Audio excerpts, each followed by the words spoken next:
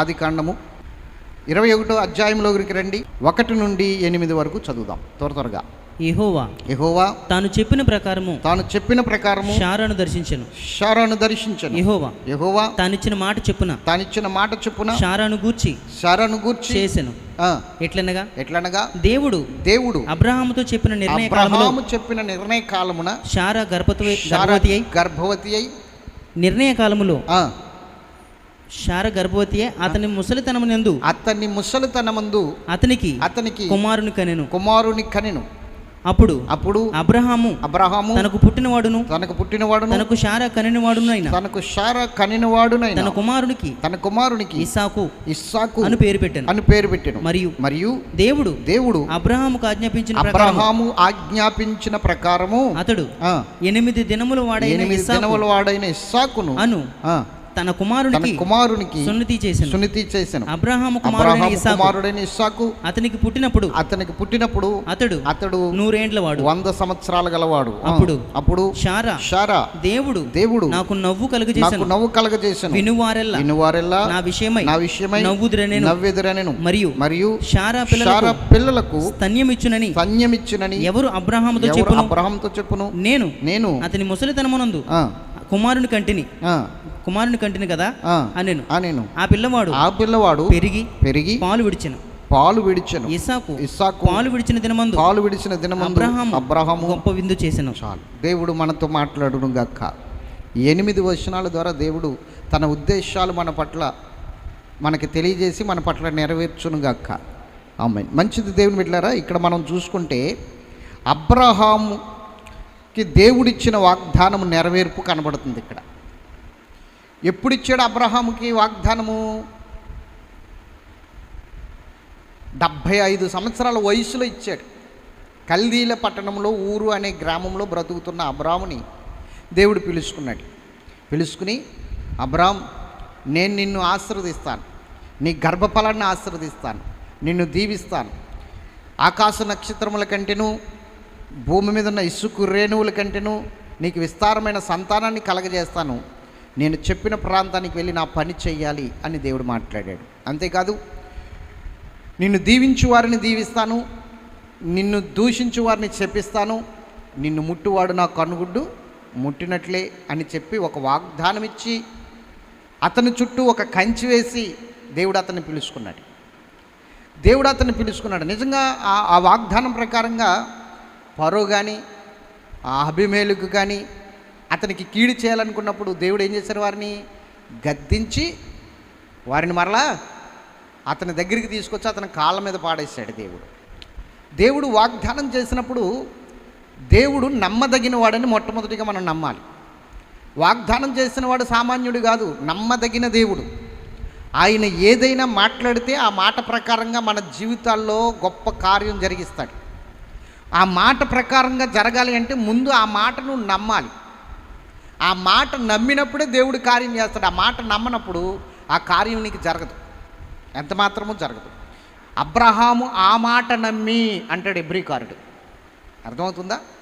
అబ్రహాము చూడండి, ఎబ్రీ పత్రికలో ఈ మాట నేను మీకు తెలియజేస్తాను. అబ్రహాము దేవుని యొక్క సన్నిధిలో ఎంతగా ఆశీర్వదించబడ్డాడో, ఎంతగా దీవించబడ్డాడో ఒక్క విషయాన్ని మీకు నేను చూపిస్తాను. ఎక్కడి నుంచి అబ్రహాముకు ఆశీర్వాదం వచ్చింది అన్నది చూస్తే చూడండి, ఎబ్రీ పత్రిక 6వ అధ్యాయము 13వ వచనం ఒకసారి మనం చూద్దాం. దేవుడు అబ్రహామునకు వాగ్దానం చేసినప్పుడు తనకంటే ఏ గొప్పవాని తోడు అని ప్రమాణం చేయలేకపోయాను గనుక తన తోడు అని ప్రమాణం చేసి నిశ్చయముగా నేను నిన్ను ఆశీర్వదింతును నిశ్చయముగా నిన్ను విస్తరింపజేస్తాను అని చెప్పాను. ఆ మాట నమ్మి అబ్రహాం ఆ మాట నమ్మి అతడు ఓర్పుతో సహించి ఆ వాగ్దాన ఫలము పొందెను. గట్టిగా స్తోత్రం చెబుదామా? అబ్రహాముకు దేవుడు వాగ్దానం చేసినప్పుడు తనకన్నా గొప్పవాణి తోడు అని చెప్పలేదంటే అసలు తనకన్నా గొప్పవాడు ఎవరున్నారు? ఇంకా చెప్పండి. దేవుని కన్నా గొప్పవాడు ఎవరైనా ఉన్నారా?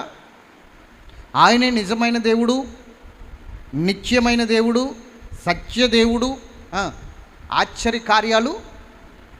ఆశ్చర్యమైన కార్యాలు జరిగించే దేవుడు. అందుకని ఆయన ప్రమాణం చేసినప్పుడు నాకన్నా గొప్పవాడు అన్న మాట లేదు. ఎందుకంటే ఆయనకన్నా పైవాడు ఎవడునూ లేడు కాబట్టి. మనకంటే పైవారు ఉన్నారు కాబట్టి మనం ఒట్టేసినప్పుడు ఏం చేస్తాం? దేవుడు తోడని, లేకపోతే మా తల్లి తోడని, మా అమ్మ తోడని ఇలా చెప్తాం. కానీ దేవుడికి ఇంకా అంతకన్నా పైవాడు లేడు కాబట్టి ఏమన్నాడంటే నా తోడు అన్నాడు. అక్కడ నా తోడు అని ప్రమాణం చేశాడట దేవుడు. దేవుడు అబ్రహాముని ఎట్లా నమ్మిస్తున్నాడో చూడండి. నమ్మించి మోసం చేసేవాడు కాదు, నమ్మదగిన దేవుడు అని అబ్రహాము నమ్మాడు. అందుకని అబ్రహాము ఆ మాట నమ్మి అని రాయబడింది అక్కడ. ఆ మాట నమ్మి వాగ్దాన ఫలము పొందాడట. నీవు దేవుడు చేసిన వాగ్దానము నీ జీవితంలోనికి నెరవేర్పులోనికి రావాలి అంటే నువ్వు ఆ మాట నమ్మాలి. మొట్టమొదటిగా ఆ వాగ్దానాన్ని నువ్వు నమ్మగలిగినప్పుడు, ఆ వాగ్దానాన్ని బట్టి నువ్వు ప్రార్థన చేయగలిగినప్పుడు, ఆ వాగ్దానాన్ని బట్టి నువ్వు దేవుని సన్నిధిలో కనిపెట్టగలిగినప్పుడు ఖచ్చితంగా దేవుడు ఆ వాగ్దానాన్ని నెరవేరుస్తాడు. నువ్వు నమ్మవలసిన విధానం ఏంటో తెలుసా? వాగ్దానం చేసిన వాడు నమ్మదగినవాడు, నెరవేర్చడానికి శక్తిమంతుడు అని నమ్మాలి. నువ్వు వాగ్దానం చేసిన వాడు నమ్మదగిన వాడు, రెండోదేంటి? నెరవేర్చుటకు శక్తిమంతుడు, గొప్పవాడు. ఆయన ఖచ్చితంగా నెరవేరుస్తాడు. నాకు ఇచ్చిన వాగ్దానం నెరవేరుస్తాడు. ఆయన మనుషుడు కాదు అబద్ధమాడడానికి, ఖచ్చితంగా నెరవేరుస్తాడు. ఇక్కడ మనం చూస్తే చూడండి, ఈ వాగ్దానము 12వ అధ్యాయంలో కనబడుతుంది మనకి, 17వ అధ్యాయంలో కనబడుతుంది. అవునా? 17వ అధ్యాయము 16వ వచనం చదవండి ఒకసారి. అక్కడ ఎలా కనబడుతుందో ఆ వాగ్దానం మనకు అర్థమవుతుంది. 17-16 ఆదికాండము. నేను ఆమెను ఆశీర్వదించి ఆమె వలన నీకు కుమారుని కలుగజేసేదను. నీకు కుమారుణ్ణి కలగజేసేదను. నేను ఆమెను ఆశీర్వదిస్తాను. ఆమె జనములకు తల్లి అవును. దేవునికి స్తోత్రం చెప్పండి. ఇప్పుడు గమనించండి, ఏమంటున్నాడు దేవుడు అబ్రహాం దగ్గరికి వచ్చి 17వ అధ్యాయంలో. అక్కడ ప్రారంభ విషయంలో గద్దిస్తాడు అబ్రహాముని. నా సన్నిధిలో నిందారహితుడివై కొనసాగు జాగ్రత్త అంటాడు. తర్వాత ఏమంటాడో తెలుసా? నేను శారాని దర్శిస్తాను, నీకు ఖచ్చితంగా కుమారుని కంటది, నువ్వు భయపడకు. ఆమె జనములకు తల్లి అని పేరు పొందుతుంది, ఎందుకు భయపడుతున్నావు అని అక్కడ వాగ్దానం చేశాడు. ఆ వాగ్దానాన్ని బలపరుస్తున్నాడు. అక్కడ 12వ అధ్యాయంలో వాగ్దానం చేశాడు, 15వ అధ్యాయంలో బలపరిచాడు, 17వ అధ్యాయంలో బలపరిచాడు. తర్వాత 18వ అధ్యాయంలో ముగ్గురుగా వచ్చి భోజనం చేసి వాగ్దానం వచ్చే సంవత్సరం నెరవేరబోతుందని చెప్పి వెళ్ళాడు. స్తోత్రం చెప్పండి గట్టిగా. 18వ అధ్యాయంలోకి వచ్చేసరికి అబ్రహాము యొక్క ఆతిథ్యం తీసుకున్నాడు. అబ్రహాము యొక్క ఆతిథ్యం తీసుకుని అక్కడికి వచ్చి, ఇదిగో వచ్చే నిర్ణయ కాలమున శారా గర్భవతి కాబోతుంది, కుమారుని కనబోతుంది అని చెప్పాడు. నిర్ణయ కాలమున అన్నప్పుడు శారా నవ్వింది. 17వ అధ్యాయంలో కూడా మనం చూసుకుంటే 17వ వచనంలోకి వెళ్తే అక్కడ నవ్వుతాడు, అబ్రహాం కూడా నవ్వుతాడు. తర్వాత శారా 18వ అధ్యాయంలో కూడా 13వ వచనంలో నవ్వుతుంది, 18-13లో నవ్వుతుంది. ఏంటి, ఈ వయసులో నేను బిడ్డను కంటానా? ఈ వయసులో నాకును నా భర్తకి సంతోషంగా గడిపే రోజు వస్తుందా? మేమిద్దరం సుఖపడతామా? ఎందుకంటే అప్పటికే అబ్రహాంకి 99 సంవత్సరాలు, శారాకి దగ్గర దగ్గర ఒక 89 సంవత్సరాలు ఉంటాయి. శారాకి ఇద్దరికి 10 సంవత్సరాలు గ్యాప్ ఉంటుంది. ఆ వయసులో మాకెక్కడ పిల్లలు పుడతారన్న ఆలోచన అబ్రహాం శారాలకి. కానీ దేవుడు శక్తిమంతుడు, ఉన్నవి లేనట్లుగా లేని ఉన్నట్లుగా చేయగలిగిన దేవుడు. దేవుడు మనతో ఏదైనా ఒక వాగ్దానం చేస్తాడు. వాగ్దానం అంటే ఎలా చేస్తాడండి? కల్లో కనిపించి చేస్తాడా? డైరెక్టర్గా వచ్చి మాట్లాడతాడా? కాదు. నువ్వు విరిగి నలిగిన సమయంలో, పరిస్థితులు ఏంటో అర్థం కాకుండా కుమిలిపోతున్న సమయంలో, భయంకరమైన పరిస్థితుల్లో నువ్వు ఉన్నప్పుడు, దిక్కు తోసలేని స్థితిలో, ఏం చేయాలో తెలియని పరిస్థితిలో, ఏ దిక్కుకు వెళ్ళాలో తెలియని పరిస్థితిలో, ఇంకా అంతా అయిపోయింది, సమస్తము నా చేయి జారిపోయింది అన్న పరిస్థితిలో నువ్వు దేవుని సన్నిధికి రాగలిగితే దేవుడు నీతో మాట్లాడతాడు. దేవుడు మాట్లాడేది తన వాక్యం ద్వారానే. తన వాక్యం ద్వారానే మనతో మాట్లాడతాడు. మన విరిగి నలిగిన హృదయాన్ని బట్టి మనల్ని బలపరుస్తాడు. మనల్ని తన కృపలో అత్యధికముగా వాగ్దానం చేసి ఆశీర్వదిస్తాడు. బలపరచగలిగిన దేవుడు, వాగ్దానం చేయగలిగిన దేవుడు, వాగ్దానం నెరవేర్చగలిగిన దేవుడు. అబ్రహాము ద్వారా మనం అది గమనించాలి, అబ్రహాం ద్వారా అది మనం గుర్తించాలి. అది ఈరోజు గుర్తించట్లేదు చాలామంది. దేవుణ్ణి వాగ్దానం చేస్తాడు కానీ ఆలస్యం అవుతుందేమో, కానీ నెరవేరుట మానదు. ఎన్ని సంవత్సరాలు పట్టింది అనుకుంటున్నారు? అబ్రహాముకి 75 సంవత్సరాల వయసులో పిలుచుకుని వాగ్దానం చేస్తే, అబ్రహాముకి ఇస్సాకు పుట్టేసరికి 100 సంవత్సరాలని రాసింది, అక్కడ 100 సంవత్సరాలు అని రాసింది.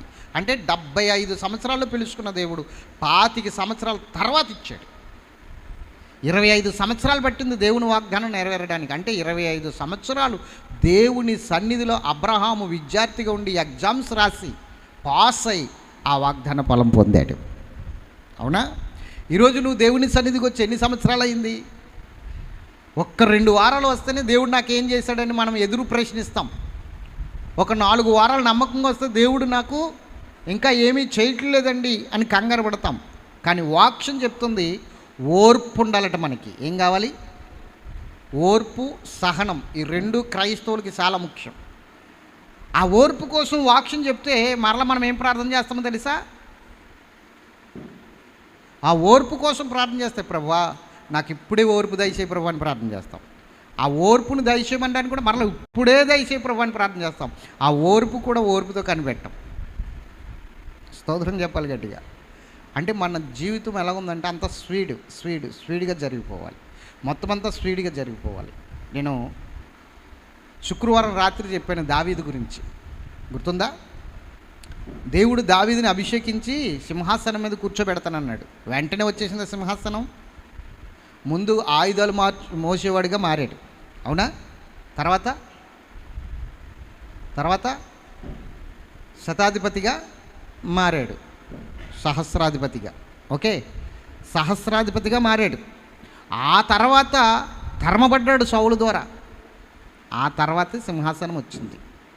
దేవుడు నిన్ను ఏం చేస్తానన్నాడో అది చెయ్యడానికి ముందు వెంటనే అది డైరెక్టర్గా నీకు ఇచ్చాడు. ఎందుకు డైరెక్టర్గా ఇచ్చాడంటే నీకు అనుభవాలు కావాలి. అనుభవం లేకుండా వెంటనే అది ఇచ్చేస్తే, మన పెద్దలు ఒక మాట అంటారు, కనకపు సింహాసనం మీద సునకమును కూర్చుని పెడితే దానికి ఏం తెలుస్తుంది? దాని విలువ తెలుస్తుందా? అందుకని దేవుడు ఏం చేస్తాడంటే అనుభవాల మార్గములో, శ్రమల మార్గములో నిన్ను నడిపించి అవన్నీ నీకు చూపించి, ఆ తర్వాత దేవుడు నిన్ను ఏ పని నిమిత్తం నిర్ణయించాడో ఆ పనిని నీకు అప్పచెప్తాడు. ఉదాహరణకి దావీదునే కాదు, మోషేను కూడా మనం చూసుకుంటే, మోషే దేవుడిని ప్రజలను విడిపించడానికి ఐగుప్తు దేశంలో పుట్టాడు, లేవి వంశంలో. మరి అతను 40 సంవత్సరాలు ఎక్కడ పెరిగాడు? ఐగుప్తులో ఫరో అంతఃపురంలో పెరిగాడు. ఫరో కుమార్తె యొక్క కుమారుడుగా పెరిగాడు. అక్కడ పెరగవలసిన పని ఏంటి? ఎందుకు పెరగాలంటే మోషే సకల విద్యలలో ఆరితేరిన వాడిగా ఉండాలి. దేవుడు ఎన్నుకున్న వాడిని ఎప్పుడు కూడా తక్కువ చేసి చూడడు. దేవుడు సకల విద్యలలో ఆరితేరిన వాడిగా ఉండాలంటే బానిస ఎలాగా అతనికి నేర్పిస్తుంది? బానిస కుటుంబంలో ఉంటే నేర్పించదు. అందుకని యజమాని కుటుంబంలో ఉండాలి వాడు. అందుకని దేవుడు ఏం చేశాడంటే యజమాని కుటుంబంలోనికి నడిపించి మోషే సకల విద్యల్లో ప్రావీణ్యము పొందేటట్లు అతన్ని నిలబెట్టాడు. ఆ తర్వాత సకల విద్యల్లో ప్రావీణ్యం పొందిన తర్వాత 40 సంవత్సరాల వయసు వచ్చిన తర్వాత విడిపించడానికి, ఇజ్రాయేల్ ప్రజలను విడిపించడానికి కదా ఇతన్ని పిలుచుకున్నాడు దేవుడు, ఇతన్ని ఏర్పరచుకున్నాడు. 40 సంవత్సరాల వయసు వచ్చాక కూడా అతన్ని దేవుడు వాడుకోలేదు. అక్కడి నుంచి పంపేశాడు. ఎక్కడికి పంపాడు? మిద్యానీల ప్రాంతం పంపాడు. ఆ మిద్యానీల అరణ్యంలో 40 సంవత్సరాలు అరణ్య మార్గాలన్నిటిలోనూ అతడు నడుచుకుంటూ అరణ్య మార్గాలన్నిటినీ కొట్టిన పిండిగా తెలుసుకుని అతడు ఆ మార్గాలన్నిటినీ సవిచూసి అక్కడ శ్రమలు, శోధనలు, కష్టాలు అనుభవించి కొన్ని అనుభవాలు సంపాదించుకుని కోపాన్ని విడిచిపెట్టి మిక్కిలి సాత్వికుడుగా మారేటట్లు గొర్రెల కాపరిగా పనిచేసి ఒకని క్రింద పనిచేసి 40 సంవత్సరాలు అంతఃపురంలో రాజుల బ్రతికిన వాడు ఇప్పుడు ఇంకో 40 సంవత్సరాలు ఒకని క్రింద బ్రతికే అవకాశం, ఇంకొకని క్రింద బ్రతికే బ్రతుకు వచ్చింది. ఒకని క్రింద బ్రతకాలి, వాడిని గొర్రెలు మేపాలి. దేవుడు అనుభవాల్లోనికి తీసుకువెళ్తాడు. ఒక శ్రమ వచ్చింది అంటే ఆ శ్రమ ఎందుకంటే నీకు అనుభవం ఇవ్వడానికి. వెంటనే దేవుడు తీసుకురాడు. ఇజ్రాయేల్ ప్రజలు మొర్ర విన్న దేవుడు 80 సంవత్సరాలు వెయిట్ చేయించాడు వాళ్ళ చేత. 80 సంవత్సరాలు మోషేకు వయసు వచ్చేంత వరకు వాళ్ళని అక్కడే వదిలేశాడు. 80 సంవత్సరాలు వయసు వచ్చేంత వరకు మోషేని అనుభవాల్లోనికి నడిపించి అప్పుడు పిలుచుకుని పంపించాడు. 80 సంవత్సరాలు వయసు వచ్చిన తర్వాత మోషేని ఇజ్రాయేల్ ప్రజలను విడిపించుకొస్తాయి. వెంటనే దేవుడు కార్యం చేయాలంటే అది ఏ విషయంలోని కూడా నువ్వు దేవుని సన్నిధిలో నమ్మకమైన వ్యక్తివి కావు. వెంటనే కార్యం జరిగిపోవాలనుకునేది క్రైస్తవ్యానికి సరైన పద్ధతి కాదు. అబ్రహాముకు 25 సంవత్సరాలు పట్టింది, మోషేకి 80 సంవత్సరాలు, అంటే 40 సంవత్సరాలు పట్టింది అనుకోండి. 40 సంవత్సరాలు వేరే, 40 సంవత్సరాలు పట్టింది అనుకోండి. మరి దావీదుకి దగ్గర 30 సంవత్సరాలు పట్టింది. సౌలు 40 సంవత్సరాలు పరిపాలన చేశాడు. 40 సంవత్సరాల పరిపాలన సౌలు 30 సంవత్సరాలు పరిపాలన చేసేసరికి దావీదుకి సింహాసనం వచ్చింది. అప్పటికి 7 సంవత్సరాలు హెబ్రోన్లో పరిపాలన చేశాడు. ఇంకా రాజు యెరూషలేములో సౌలు రాజుగా ఉన్నప్పటికీ హెబ్రోన్లో ఇతడు పరిపాలన చేశాడు. ఎవరు? దావీదు. హెబ్రోన్లో 7 సంవత్సరాలు, కనుమ 33 సంవత్సరాలు యెరూషలేములో. దావీదు మొత్తం 40 సంవత్సరాలు. హెబ్రోన్లో అయితే, యెరూషలేములో అయితే 40 సంవత్సరాలు రాజ్య పరిపాలన చేశాడు. ఈరోజు మనం అర్థం చేసుకోవాల్సిన విషయం ఏంటంటే, దేవుని చిత్తములో ఉంటే, దేవుడు నీతో మాట్లాడితే, దేవుని ఉద్దేశాలు నువ్వు నెరవేర్చాలనుకుంటే, నిజంగా దేవుని సంకల్పాలు నువ్వు నెరవేర్చుకోవాలనుకుంటే, నువ్వు తొందరపాటు నిర్ణయాలు తీసుకోకూడదు, తొందరపాటు ఆలోచనలతో పరుగులు పెట్టకూడదు, నీకు నువ్వే ఆలోచించుకుని ముందుకు వెళ్ళకూడదు. ఏం చేయాలో తెలుసా? దేవుని వైపు చూడాలి. ఏదైనా సరే ఖచ్చితంగా దేవుడు ఏం చేస్తాడంటే, నిన్ను స్థిరపరచడానికి ముందు అంచెలంచెలుగా ఒక దినం, కొన్ని దినాలు ఒక దిక్కున, కొన్ని దినాలు ఇంకొక దిక్కున, కొన్ని దినాలు ఇంకొక దిక్కున ఉంచి అక్కడ నీకు అనుభవాలు నేర్పి తర్వాత దేవుడు ఏదైతే నీ పట్ల ఉద్దేశించాడో దాన్ని నెరవేర్చడానికి ఒక్క దినమున నిన్ను స్థిరపరచబోతున్నాడు దేవుడు. ఒక దినమున నిన్ను ఏం చేస్తాడు దేవుడు? స్థిరపరచబోతున్నాడు. ఆ ఒక్క దినమున స్థిరపరిచే ఆ ఒక్క దినము వచ్చేంత వరకు నీవు అంచెలంచెలుగా ముందుకు వెళ్ళవలసిందే తప్ప, దేవుడు నాకు ఇస్తానన్నది వేరు, నేను ఇది చెయ్యను, దేవుడు నాకు ఇస్తానన్నది వేరు, నేను ఇది దృష్టి పెట్టను, నాకు ఇది వద్దు, దేవుడు ఇస్తానన్న దానికి నేను డైరెక్ట్గా వెళ్తానంటే కుదరదు. దావీదుని అభిషేకించిన దేవుడు ఆయుధాలు మోసేవానిగా మార్చాడు, సహస్రాధిపతిగా మార్చాడు. తర్వాతే కొన్ని అనుభవాలు నేర్పిన తర్వాతే సింహాసనాన్ని ఇచ్చాడు. దేవుని టార్గెట్ ఎప్పుడు కూడా నిన్ను హెచ్చించాలని, నిన్ను ఆశీర్వదించాలని, నిన్ను దీవించాలని.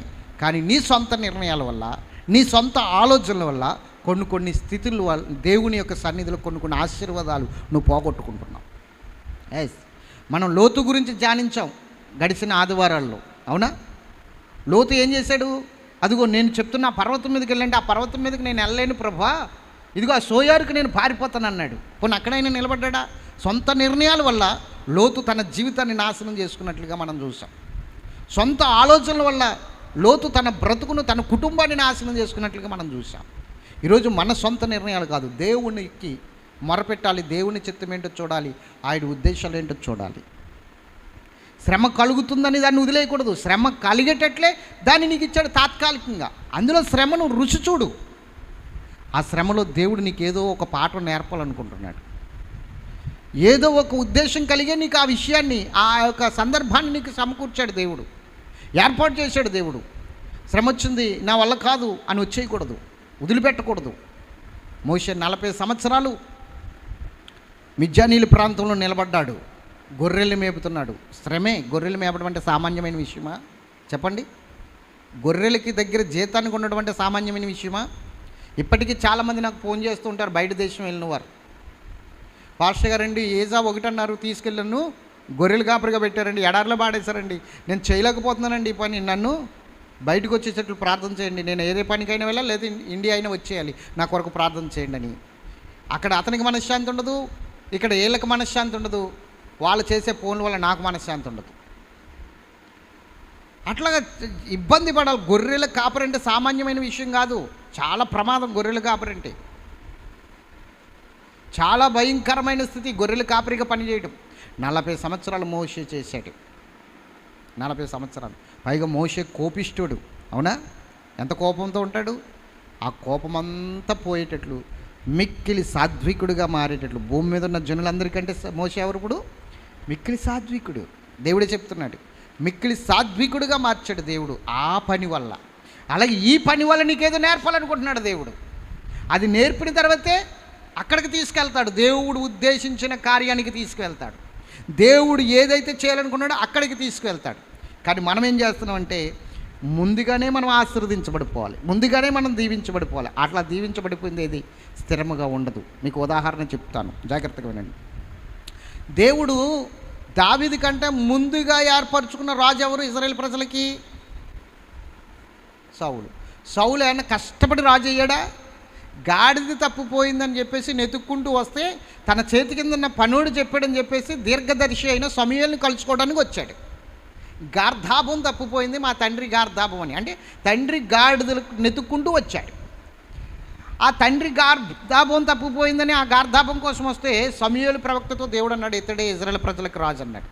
అతడు కష్టపడలేదు, అతడు ఏ యుద్ధాలు చేయలేదు, సులువుగా రాజు అయిపోయాడు. అవునా? సులువుగా రాజు అయిపోయాడు. సులువుగా రాజు అయిన వాడు స్థిరముగా ఉన్నాడంటే దేవుని సన్నిధిలో స్థిరమైన నడుదలలో లేక. ఎందుకంటే అతనికి అనుభవాలు లేవు కదా. ముందు అనుభవాలు లేకపోవడం వల్ల, అతడు కష్టంలోంచి వచ్చినవాడు కాకపోవడం వలన, ఇబ్బందులు ఏమిటో చూసి వచ్చినవాడు కాకపోవడం వలన అతడు దేవుని యొక్క వాగ్దానం మీద, దేవుడిచ్చిన ఆ తలాంతు మీద సరైన దృష్టి నిలబెట్టుకోలేకపోయాడు. కాబట్టి దేవుడు అతన్ని తప్పించేశాడు. దేవుని కృప సౌలుకు దూరం అయిపోయింది. ఆ తర్వాత దావీదు అట్లా ఉండకూడదు. సమూయేలు ప్రవక్త ఏమంటాడో తెలుసా? సమూయేలు ప్రవక్త చూడండి, మొదటి సమూయేలు గ్రంథము 13వ అధ్యాయము. రాజు గురించి చెప్తున్న మాట.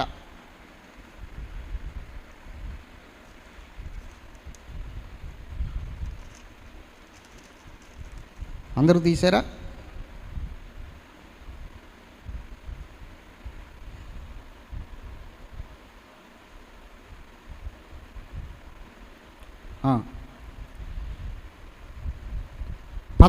పదమూడో అధ్యాయంలో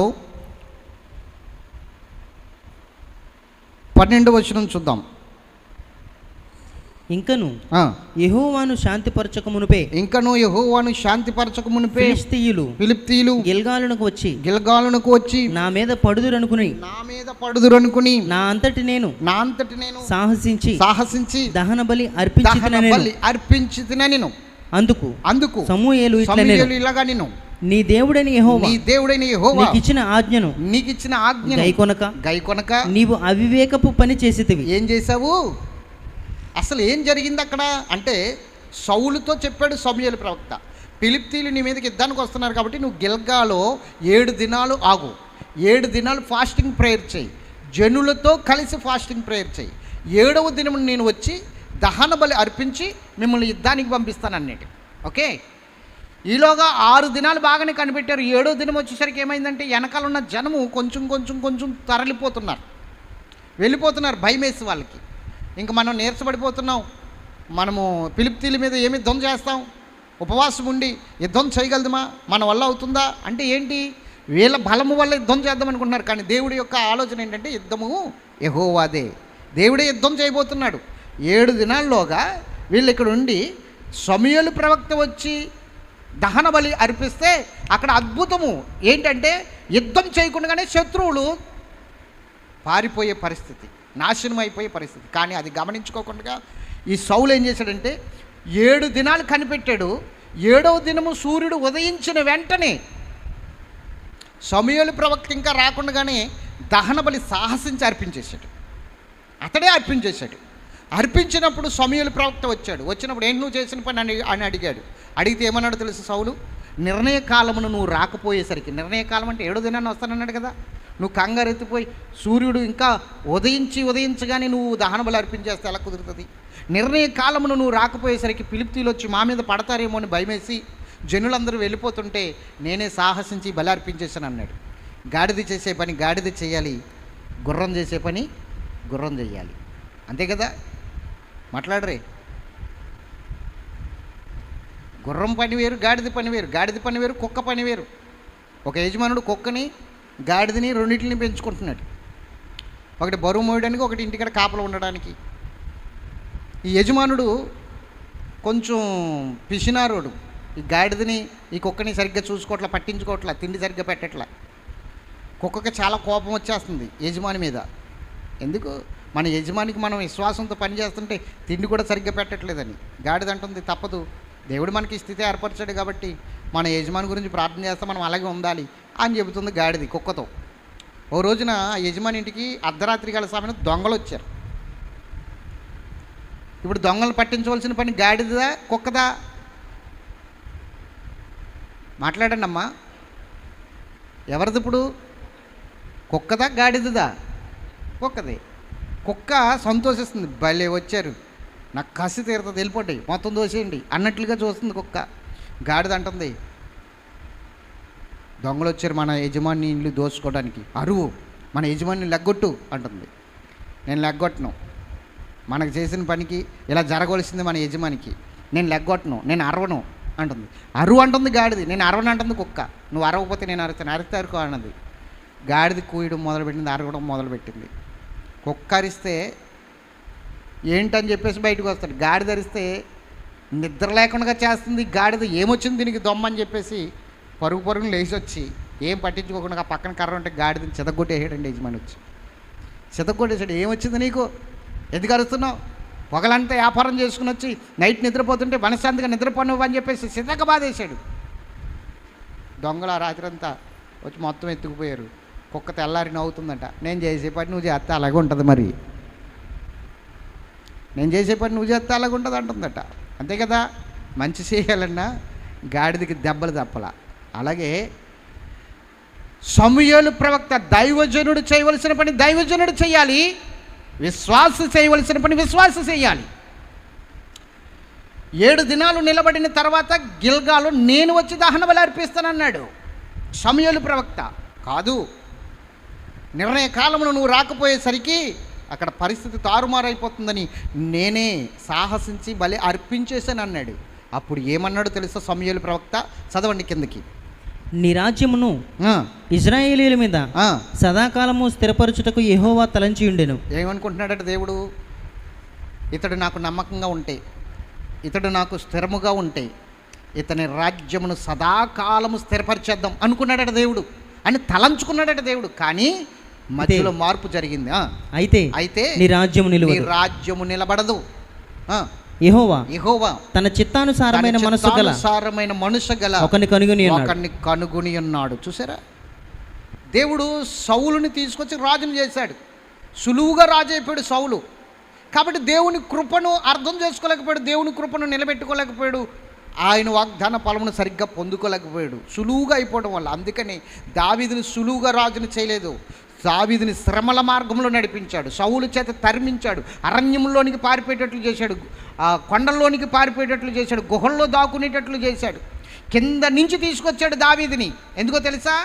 కష్టాలేంటో తెలియాలి, ఇబ్బందులేంటో తెలియాలి, దేవుని మహిమేంటో తెలియాలి, దేవుని ప్రత్యక్షత ఏంటో తెలియాలి. సులువుగా వచ్చేస్తే కుదరదు. సులువుగా వచ్చిన మూలనే సౌలు తప్పిపోయాడు, సులువుగా వచ్చిన మూలనే దేవుని పనిలో నిక్రమగా ఉండలేకపోయాడు, దేవుని తలాంతుని నెరవేర్చలేకపోయాడు. అందుకని దావీదుని దేవుడు శ్రమల మార్గంలో నడిపించాడు. తర్వాత తీసుకొచ్చి అనుభవాలతో తీసుకొచ్చి సింహాసనం మీద కూర్చోబెట్టాడు. కనుక దావీదు సింహాసనము స్థిరపరచబడింది. అర్థమైందా? ఎందుకు లేట్ అవుతుంది? దేవుడు వాగ్దానములు నెరవేర్చడానికి 25 సంవత్సరాలు ఎందుకు పట్టింది? అబ్రహాము అనుభవాలతో వెళ్ళాలి, అనుభవాల మధ్యలో నుంచి వెళ్ళాలి. మోషే అనుభవాల మధ్యలో నుంచి వెళ్ళాలి, దావీదు అనుభవాల మధ్యలో నుంచి వెళ్ళాలి. కానీ వాగ్దానం ఖచ్చితంగా నెరవేరుస్తాడు దేవుడు. నెరవేర్పులోనికి వస్తుంది దేవుని వాగ్దానం. మనము ఆ విషయంలో నమ్మకస్తులుగా ఉండాలి.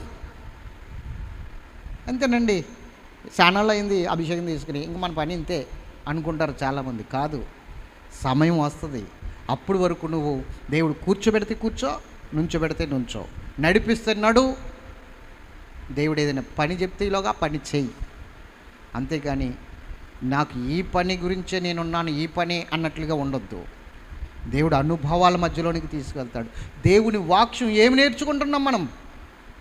దేవుని సన్నిధికి వచ్చి ఏ విధముగా ఆయన గూర్చి ఆయన జ్ఞానం లేకుండా ఎలా ప్రవర్తిస్తున్నాం మనం? అందుకే పరిశుద్ధ దేవుని గూర్చిన జ్ఞానం కలిగి ఉండాలి మనం, తప్పిపోకుండా, పడిపోకుండా, తొందరపాటు నిర్ణయాలు తీసుకోకుండా పరిశుద్ధ దేవుని గూర్చిన జ్ఞానం కలిగి ఉండాలి. ఎస్, అబ్రహాము దేవుని యొక్క సన్నిధిలో వాగ్దాన ఫలము పొందాడు. దేవుడు వాగ్దానం నెరవేర్చాడు. వాగ్దానం నెరవేర్చిన దేవుడు ఈరోజు సబ్జెక్ట్ నెరవేరుస్తాడు. మన జీవితాల్లో కూడా ఆయన వాగ్దానం నెరవేరుస్తాడు. మన జీవితాల్లో కూడా ఆయన మాట తప్పకుండా నెరవేరుతుంది. కనిపెట్టాలంతే. లేట్ అవుతుందని బాధపడద్దు, ఖచ్చితంగా కనిపెట్టు. దేవుడు నీ దుఃఖమును తీసివేసి సంతోషకరమైన దినాలు కలగజేస్తాడు. అబ్రహాము శారాల దుఃఖం తీసేశాడు. ఏమంటుందో తెలుసా? నవ్వు కలగజేశాడట. ఇస్సాకు అన్న మాటకి అర్థం ఏంటి? 100 సంవత్సరాల నుంచి దుఃఖం. అవునా? 100 సంవత్సరాలు అంటే 30 సంవత్సరాలు వయసు వచ్చి పెళ్లి చేసుకున్నాడు అనుకుందాం. 70 సంవత్సరాలు ఏముంది? దుఃఖం. అవునా? పిల్లలు లేరన్న దుఃఖం, వేదన, నిందలు, అవమానాలు. ఈ 70 సంవత్సరాల దుఃఖం ఒక్క రోజులో తీరిపోయింది. నవ్వు కలగజేశాడు. నవ్వు అంటే ఏంటో తెలుసా? ఇస్సాకు అంటేనే నవ్వు, నవ్వు అంటేనే ఇస్సాకు. నీ జీవితంలో కూడా నీ దుఃఖ దినములు సమాప్తం చేసి నవ్వు కలగజేసే రోజు ఒక రోజు రాబోతుంది.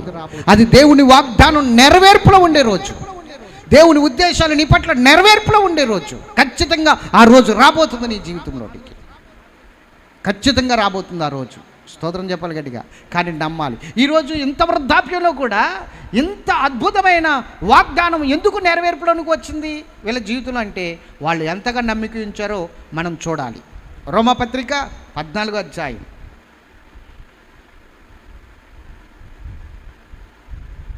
19 కానించి 21 వరకు చదువుదాం. కాబట్టి సమాధానమును పరస్పర క్షేమాభివృద్ధిని కలుగు చేయు వాటినే ఆసక్తితో అనుసరింతము. 4వ అధ్యాయం చేయండి, క్షమించాలి. 4వ అధ్యాయం రోమీలకు రాసిన పత్రిక 4వ అధ్యాయము 14 కాదు 4, 19 నుండి 21 వరకు. మరియు అతడు విశ్వాసమునందు బలహీనుడు కాక. ఎవరు? అబ్రహాము. అతడు విశ్వాసమందు బలహీనుడు కాక రమారమి 100 ఏండ్ల వయసు గలవాడయుండి. రమారమి 100 ఏండ్లు అంటే 100 సంవత్సరాల వయసు గలవాడయుండి అప్పటికి తన శరీరము మృతతుల్యమైనట్టు అంటే వృద్ధుడైపోయాడు కదా, శరీరం మృతతుల్యమైపోయింది. సార గర్భము మృతతుల్యమైనట్టు, సార గర్భం కూడా మూయబడిపోయింది అంటే ముడిసిపోయింది గర్భసంచి. అప్పటికి సార డేట్లు ఆగిపోయినాయి. అబ్రహాం దగ్గరికి దేవుడు వచ్చి ఆతిథ్యం తీసుకునేసరికి ఆమె డేట్లు ఆగిపోయినాయి. స్త్రీ ధర్మము నిలిచిపోయింది. అంటే గర్భసంచి ఏమైంది? చిన్నదిగా మారిపోయింది. స్త్రీకి ఒక ఏజ్ వచ్చేసరికి గర్భసంచి ముడుచుకుపోతుంది. ఇంకా డేట్లు రావు. డేట్లు ఆగిపోయినాయి అంటే స్త్రీ ధర్మం నిలిచిపోయిందని అర్థం. ఇంకా స్త్రీ ధర్మం ఆగిపోయింది అక్కడతో. డేట్ వచ్చేంత వరకే స్త్రీ ధర్మం ఉన్నట్టు ఆమెకి. డేట్లు ఆగిపోతే, ఇప్పుడంటే ఆపరేషన్లు చేసి ఏదో కంప్లైంట్ వస్తే గర్భసంచి తీసేస్తున్నారు, అప్పటి నుంచి డేట్లు ఆగిపోతున్నాయి. కానీ పూర్వం అలా కాదు, ఆపరేషన్ లేవు. ఆ గర్భసంచి అలా వయసు అవుతున్న కొలదిగా ఏమయ్యేదంటే వడిలిపోయి గర్భసంచి అలా ముడుచుకుపోయేది. అప్పుడు ఏమవుతుంది? డేట్లు ఆగిపోతాయి స్త్రీకి. స్త్రీ ధర్మం అక్కడితో ఆగిపోయినట్లు లెక్క.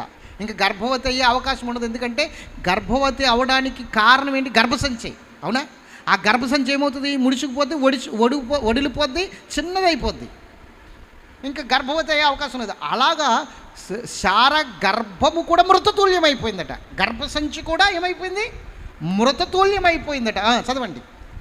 మృతతుల్యమైనట్టును ఆలోచించను గాని అవిశ్వాసము వలన దేవుని వాగ్దానమును గూర్చి సందేహింపక, అవిశ్వాసముతో సందేహించక దేవుని మహిమపరిచి ఆయన వాగ్దానం చేసిన దానిని నెరవేర్చుటకు సమర్థుడని రూఢిగా విశ్వసించి విశ్వాసము వలన బలమునొందెను. స్తోత్రం చెప్పండి గట్టిగా. ఇప్పుడు ఎలా పొందారు ఆ వాగ్దాన ఫలం? వాళ్ళు నమ్మారు. వాగ్దానం చేసిన వాడు శక్తిమంతుడు, నెరవేరుస్తాడని రూఢిగా నమ్మారు.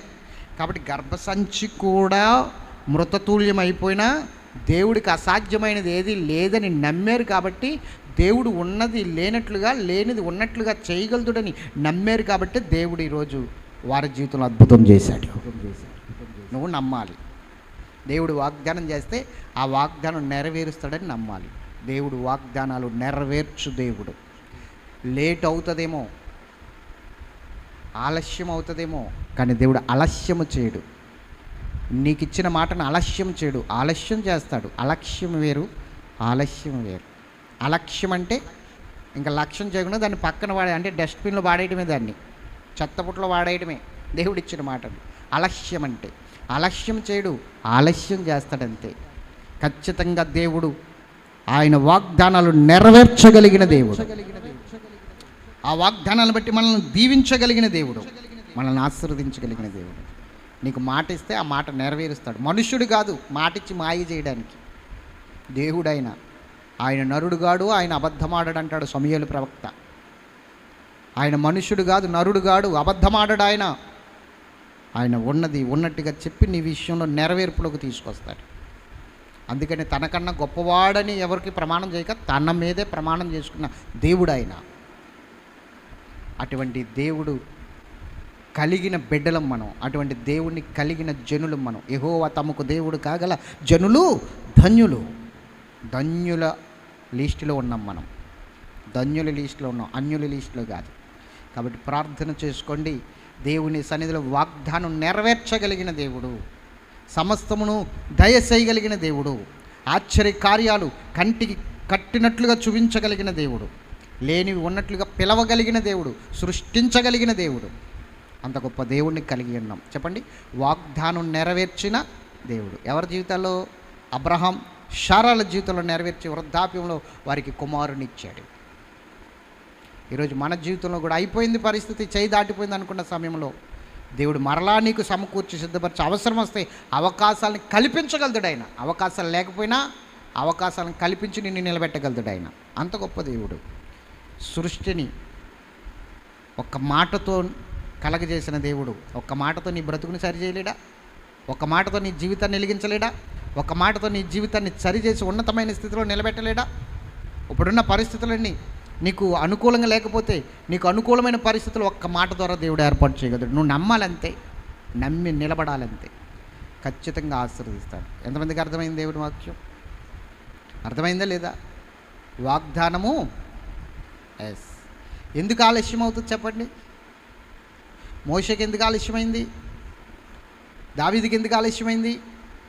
అబ్రహాంకి ఎందుకు ఆలస్యమైంది? సౌలుకి ఆలస్యం అవ్వకుండా వచ్చేసింది కదా. ఆలస్యం అవ్వకుండా వచ్చేసినప్పుడు ఏం జరిగింది? అది గంధ పుస్తకాలు మోస్తున్న గాడిదకి తెలియదు సువాసన. అలాగే మనకు దేవుడిచ్చిన ఆ తలాంతు యొక్క మహిమ ప్రత్యక్షత మనకు తెలియకపోతే గాడిదల కన్నా దౌర్భాగ్యులం మనం. అర్థమైందా? అందుకే పరిశుద్ధ దేవుని గూర్చిన జ్ఞానం కలిగి ఉండాలి. అప్పుడే అన్ని విషయాలు మనకు అర్థమవుతుంది. ప్రతి ఒక్కరు కూడా దేవుని సన్నిధిలో ఆయన వాగ్దానం నెరవేర్పు కొరకు ఎదురు చూడండి. దేవుడు ఖచ్చితంగా నెరవేరుస్తాడు. దేవుడు నీతో మాట్లాడిన ప్రతి విషయంలో నీకు నెరవేర్పు అనే దినం ఒక రోజు రాబోతుంది. ఖచ్చితంగా నెరవేరుస్తాడు. కానీ ఒక్క విషయం, ఆలస్యం అవుతుందంటే నిన్ను అనుభవాల మధ్యలో నడిపిస్తున్నాడని అర్థం. అర్థమవుతుందా? అనుభవం లేకుండా ఏది ఇవ్వడు. శ్రమల అనుభవం ఉండాలి, కష్టాల అనుభవం ఉండాలి. అర్థమవుతుందా? పరిచర్య అనుభవం ఉండాలి, నడుపుదల అనుభవం ఉండాలి. అందుకనే ట్రైనింగ్లు ఉంటాయి అనుభవాల కోసమే. అర్థమవుతుందా? ఆ అనుభవాలు లేకుండా ఏది శాశ్వతంగా ఉండదు. ఒకవేళ అనుభవం లేకుండా వచ్చిందా సౌలుకు తప్పుపోయినట్లుగా తప్పుపోద్ది. ఎందుకంటే దాని విలువ మనకి తెలీదు. అనుభవాలతో వచ్చిన దాని విలువ తెలుస్తుంది. అందుకని అనుభవాలతో నడిపించడం మొదలుపెట్టాడు దేవుడు. దేవునికి మహిమ కలుగును గాక. ఎంతమందికి అర్థమైంది? ఏం చేద్దాం ఇప్పుడు? చెప్పాలి. ఏం చేద్దాం? ప్రార్థన చేద్దాం. దేవుడు ఖచ్చితంగా ఆయన వాగ్దానం చేసిన రీతికి మనల్ని కూడా ఆ వాగ్దానం నెరవేర్చి ఆశీర్వదించును గాక. ఆమేన్. ప్రార్థన చేసుకుందాం.